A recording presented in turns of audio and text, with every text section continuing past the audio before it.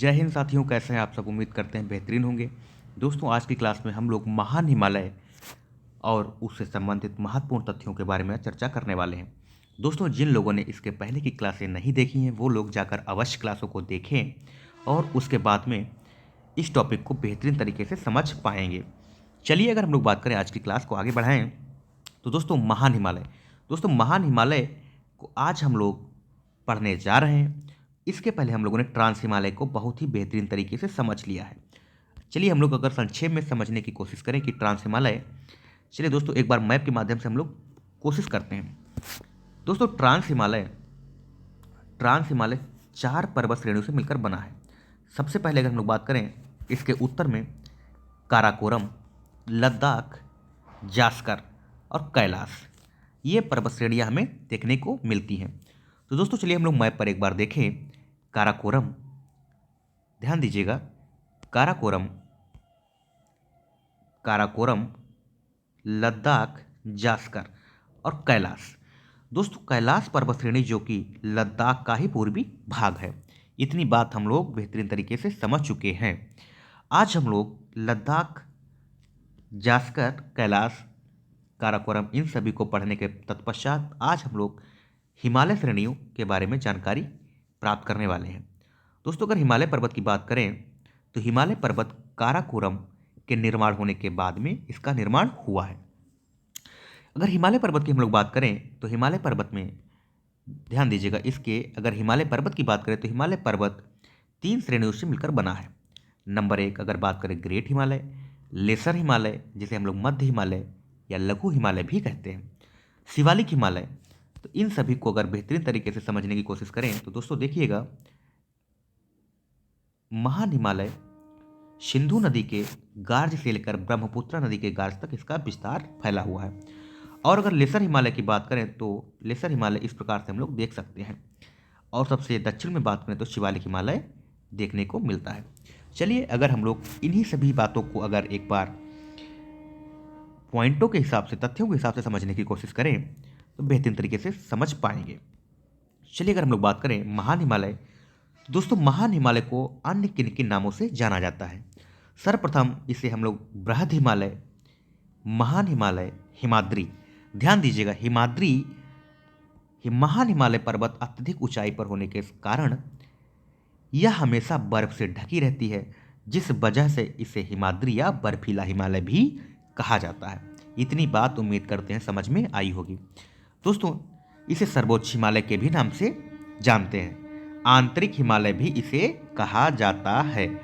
Next अगर हम लोग पॉइंट की बात करें दोस्तों, यह हिमालय सदैव बर्फ से ढका रहने के कारण इसे बर्फीला हिमालय या हिमाद्री हिमालय के नाम से जानते हैं। सिंधु नदी के गार्ज से लेकर अरुणाचल प्रदेश में ब्रह्मपुत्र नदी के मोड़ तक इसका विस्तार पाया जाता है। नेक्स्ट पॉइंट की हम लोग बात करें, बृहद हिमालय, हिमालय की, अभी हम लोगों ने हिमालय की 3 श्रेणियां, नंबर 1 हिमालय, महान हिमालय, नंबर 2 लघु हिमालय, नंबर 3 शिवालिक हिमालय। महान हिमालय का निर्माण सबसे प्राचीनतम श्रेणी से हुआ है, अर्थात हम लोग बोले बृहद हिमालय हिमालय की सबसे प्राचीनतम श्रेणी है।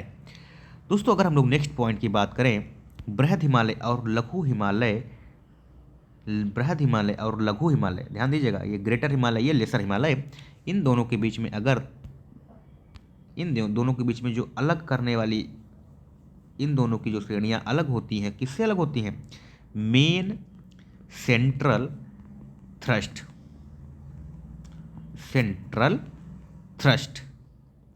मेन सेंट्रल थ्रस्ट से अलग होती हैं। इतनी बात समझ में आई होगी। दोस्तों, अगर हम लोग बात करें बृहद हिमालय के मध्यवर्ती भाग से गंगा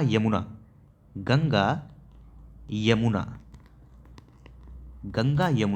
व इसकी सहायक नदियों का उद्गम होता है। उम्मीद करते हैं इतनी बात बेहतरीन तरीके से समझ गए होंगे। नेक्स्ट अगर पॉइंट की हम लोग बात करें, सिंधु, ब्रह्मपुत्र व अलकनंदा, ये सभी कैसी नदियां हैं? पूर्ववर्ती नदियां हैं। दोस्तों, पूर्ववर्ती नदियां क्या होता है, इसे हम लोग समझने की कोशिश करेंगे। पूर्ववर्ती नदियां वे नदियां होती हैं जो एक सीधी दिशा में प्रवाहित होती हैं और अपने मार्ग से विचलित नहीं होती हैं, मार्ग परिवर्तित नहीं करती हैं। और ये पर्वतों को काट छांट करते हुए अपनी एक दिशा में प्रवाहित होती रहती है। उन्हें हम लोग पूर्ववर्ती नदियाँ कहते हैं। दोस्तों अगर हम लोग बात करें इन पूर्ववर्ती नदियों में कौन कौन, तो अभी हम लोगों ने देखा सिंधु, ब्रह्मपुत्र, हिमालय, ये सभी नदियाँ पूर्ववर्ती नदियों के उदाहरण हैं। दोस्तों अगर हम लोग बात करें सिंधु नदी और ब्रह्मपुत्र नदी, सिंधु नदी, ब्रह्मपुत्र नदी और एक नदी ध्यान दीजिएगा सतलज नदी, इन तीनों नदियों का उद्गम स्थल एक ही स्थान है। वो कौन सा स्थान है, तो दोस्तों यह सभी जो है तिब्बत वाले क्षेत्र से इन सभी नदियों का उद्गम होता है।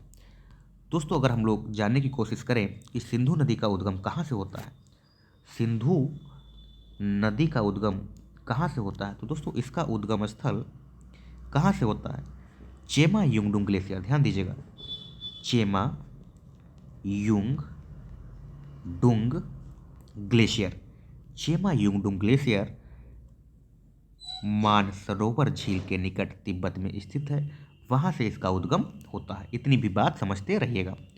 नेक्स्ट अगर हम लोग बात करें ब्रह्मपुत्र नदी, ब्रह्मपुत्र नदी, तो इसका उद्गम कहाँ से होता है, इसका उद्गम आंगसी ग्लेशियर, इसका उद्गम आंगसी ग्लेशियर, आंगसी ग्लेशियर मानसरोवर झील के निकट तिब्बत से इसका उद्गम होता है। अगर हम लोग नेक्स्ट बात करें सतलज की, अगर हम लोग बात करें सतलुज नदी की हम लोग बात करें, तो इसका भी उद्गम राकश ताल कहाँ है, यह भी तिब्बत में है। इन तीनों नदियों का उद्गम एक ही स्थान है। इतनी बात समझ में आई होगी।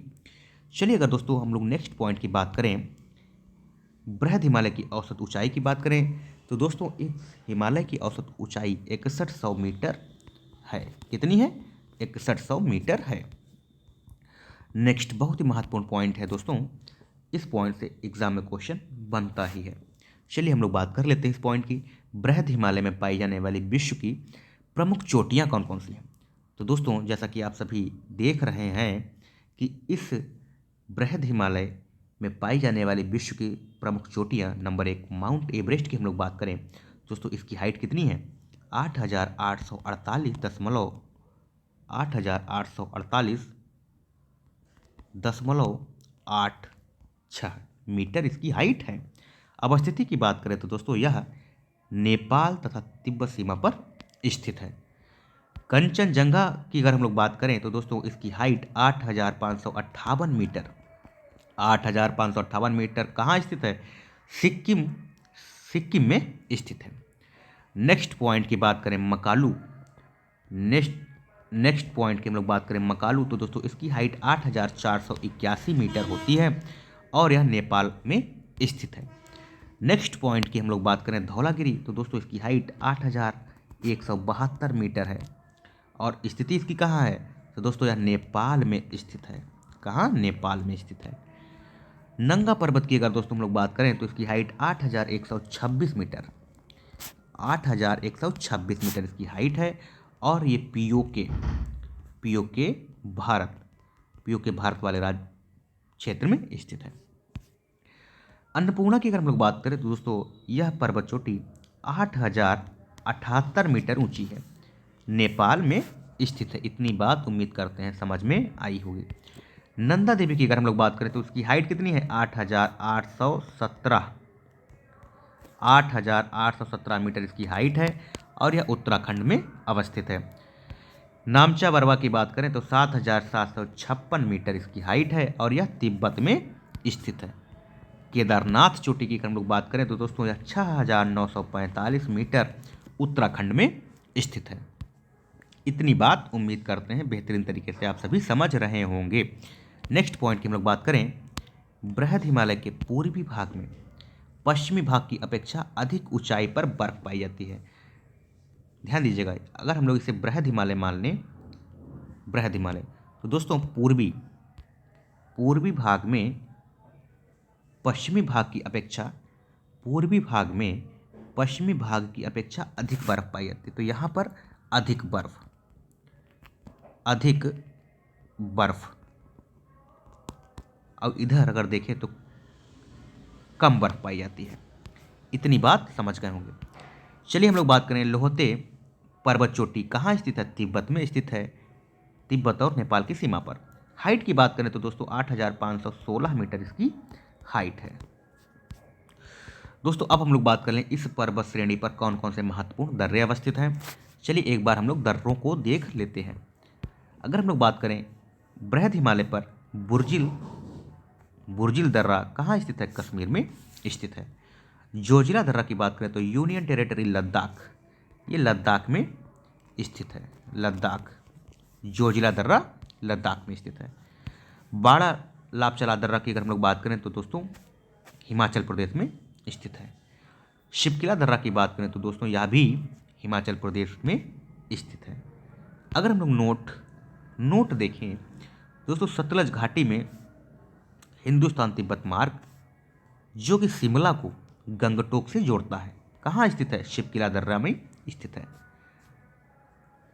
इसी घाटी में, सतलज घाटी में हिंदुस्तान तिब्बत मार्ग स्थित है जो कि हिमाचल प्रदेश की राजधानी शिमला और सिक्किम की राजधानी गंगटोक को आपस में जोड़ता है। थांगला दर्रा की बात करें तो दोस्तों यह उत्तराखंड राज्य में स्थित है। नाथुला दर्रा की बात करें तो सिक्किम में स्थित है। नाथुला दर्रा कहाँ स्थित है, सिक्किम में स्थित है।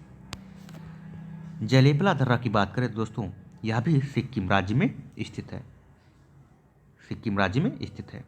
नाथुला और जयलेपला यह दोनों दर्रा सिक्किम राज्य में स्थित है।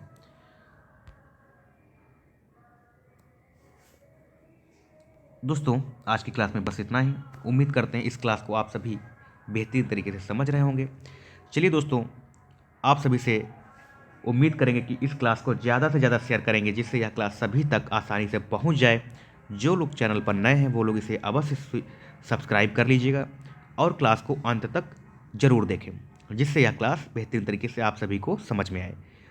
दोस्तों आज की क्लास में बस इतना ही। जय हिंद, जय भारत।